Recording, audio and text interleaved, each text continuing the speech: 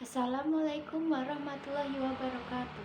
Perkenalkan, nama saya Rahma Sulistiawati dengan NPM 211140010. Di sini saya akan menjawab soal ujian akhir semester pendidikan Pancasila.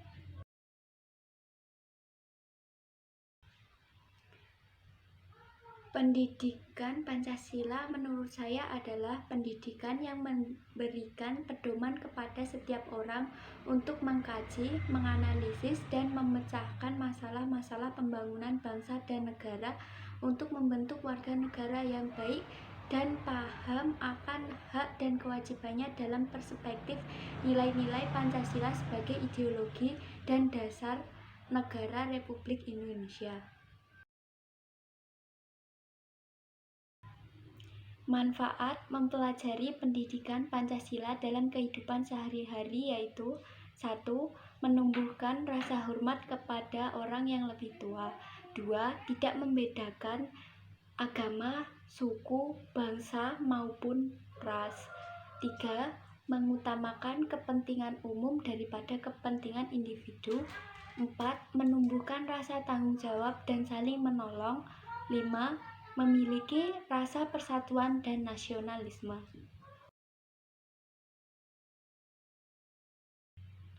Menurut saya, belum semua nilai-nilai Pancasila sudah diterapkan dalam roda pemerintahan saat ini, karena penyelenggaraan pemerintahan masih belum sesuai dengan nilai-nilai Pancasila.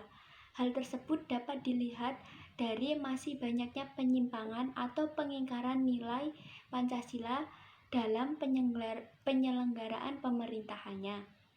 Salah satu bentuk pelanggaran yang ada yaitu masih banyaknya kasus-kasus korupsi dalam roda pemerintahan saat ini.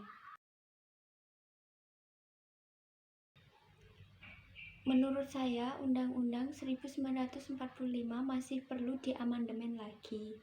Namun, tidak semua pasal yang terdapat pada Undang-Undang 1945, hanya beberapa bagian saja yang sedikit mengganggu dan harus diperbaiki.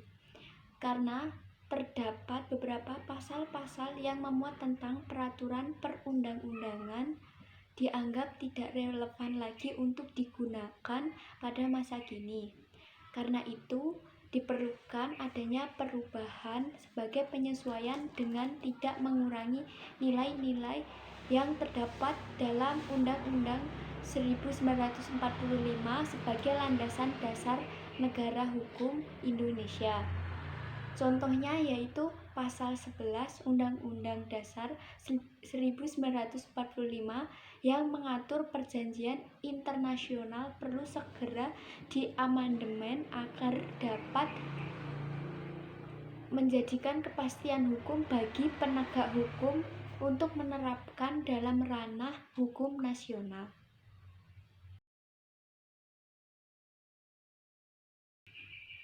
Menurut saya, pemerintahan Indonesia masih kurang efektif dalam menjalankan demokrasi. Hal tersebut dapat dilihat dari salah satu contoh yaitu masih banyaknya penyimpangan dalam politik uang. Politik uang ini biasanya terjadi pada saat pesta demokrasi atau pada saat akan adanya pemilu. Nah, politik uang ini dilakukan dengan membagikan uang atau barang untuk mempengaruhi seseorang agar memilih seorang calon legislator agar bisa menang dalam pemilu. Sekian yang dapat saya sampaikan. Bila ada kurang lebihnya saya mohon maaf. Wassalamualaikum warahmatullahi wabarakatuh.